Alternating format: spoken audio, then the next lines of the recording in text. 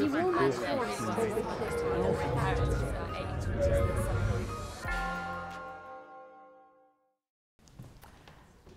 LLoyd. I'm the Secondary Science Education Officer for the Museum of Natural History and the Botanic Garden and Harcourt Arboretum.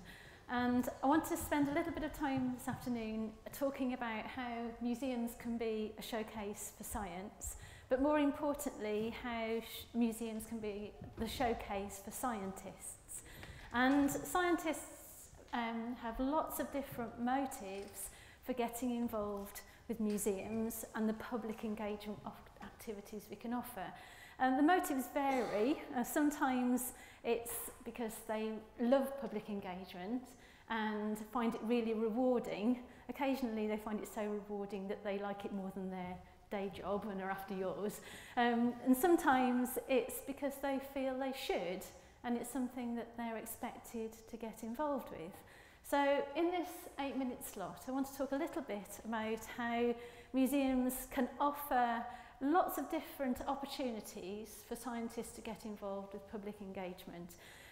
Because I work with schools and secondary schools, the bias is really schools and families, and it's just really to give a flavour of the kinds of things we do. It's not a comprehensive list of all the things we've done that involve scientists, but it does give a little bit of a flavour of the kinds of things we do. And as I'm sure you're really aware that scientists are very much a mixed bag of different sort of expectations and needs, and I thought I'd kind of draw some of these scientists out of the bag and kind of think of the kinds of things we might be able to offer them. So on the screen I'm going to put the kinds of things we do, or have done in the last 8 months since we've reopened. There's been lots of things in the past, but these are the kinds of things we've been offering over a very short period of time since we reopened in last February. And the first scientist I've drawn out the bag is the scientist that wants to share their enthusiasm but hasn't had much experience. And for this kind of scientist, then perhaps I'd steer them towards something like DNA workshops or Science Saturdays. Let's have a look what's involved with that one. DNA workshops are a really popular A-level programme where students from Oxfordshire and surrounding counties come into the University Museum and have the opportunity to analyse their own genetics.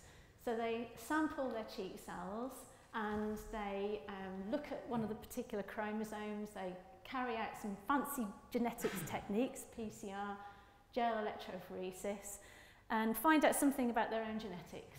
And the way we use scientists to facilitate this session is invite students to come and help with that. It's a really, really well-structured session, so they're not expected to get involved with the delivery as such and run the practical, but they can share their expertise and share their enthusiasm for the subject.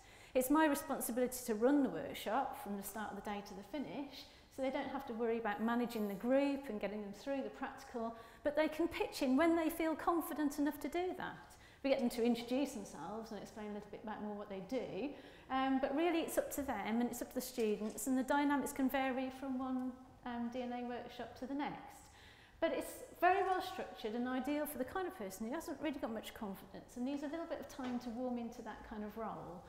So that's a good example. Also, Science Saturdays is a monthly opportunity to sit down with the public in the museum and work through a fairly structured activity and have an informal dialogue with families and members of the public who come in to find out about science from the scientists themselves.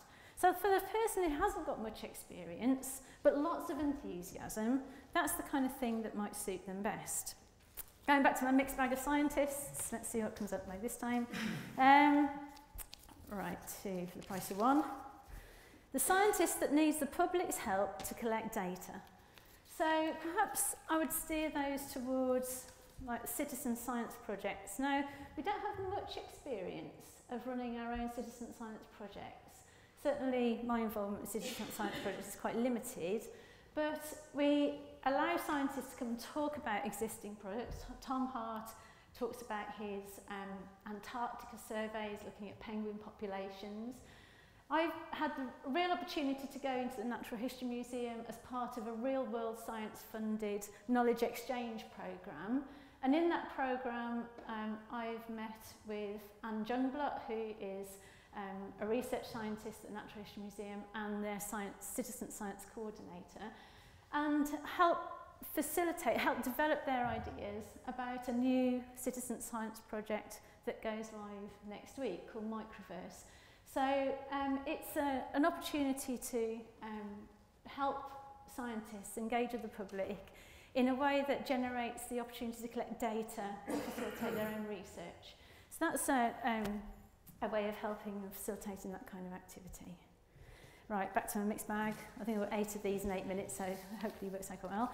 The scientist that has developed a really brilliant exhibition or talk or film or activity and wants to reach the masses.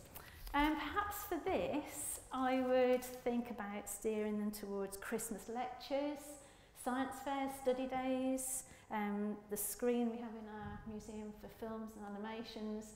And it's for the scientist that's invested a huge amount of time and resource into a really brilliant activity or talk and wants to use it repeatedly for lots of different audiences. So, for example, the top left-hand slide is Jeannie Scott's resources for geology. She's a volcanologist and she's developed trails and posters and hands-on resources, and we can incorporate that into our science fairs and science shows. Martin Chrysley, which I think is in the audience today, has developed a fantastic game which is about oncology and your chances of developing cancer in the future, and it's a very engaging game for the A-level audience, and we've included that in lots of study days. Sally LePage has great films, Shed Science, talking about science, and that's on, you can see that on a loop in the entrance to the museum. And Alison Willard will be contributing to the Christmas lecture programme this Christmas. So an opportunity to use a well-developed resource and lots of different avenues to get involved with the museum's activities. Right, next one, let's have a look. The scientist that's keen to get involved but finds their own research challenging. Over the course of the last year, we've run lots of opportunities for public engagement, training, so scientists that get involved with the learning team across the collections, so Museum History of Science and the Botanic Garden and the Joint Museum Service, develop activities to help scientists think about their own research and how they might engage with it. Zipping on really quickly because I've got less than 30 seconds left. Scientists, well, let's see what I've got. I've got 3 left. The inspiration scientist that makes everything sound exciting. There is a picture of Tracy Ayes, who is one of the museum's research fellows, who works on dust with a grey box, but it sounds absolutely fascinating, and she's very, very talented. And the scientists of the future, we have a Natural History Investigators Club where scientists come in and facilitate the projects of the young people who are interested in looking at museum objects for their own research projects. And the last one I've got here is a question mark. Sometimes you get the scientists that you don't really know how to sort of steer them towards a particular activity. I'm really thinking of someone like Cedric Tan, who came in a few months ago, who danced his PhD. And I didn't really know how to incorporate him into the programme, but it's Cedric, the one on the second from the left on the shoulders of the guy. And I think it's always worth trying to see what you can do, because working with scientists may be amazing, sometimes frustrating, sometimes unpredictable, sometimes even straight bizarre. But it's always real, and at the end of the day, that's what the museums are about, presenting a real sort of face of what scientists actually do. So it's always worth giving it a go.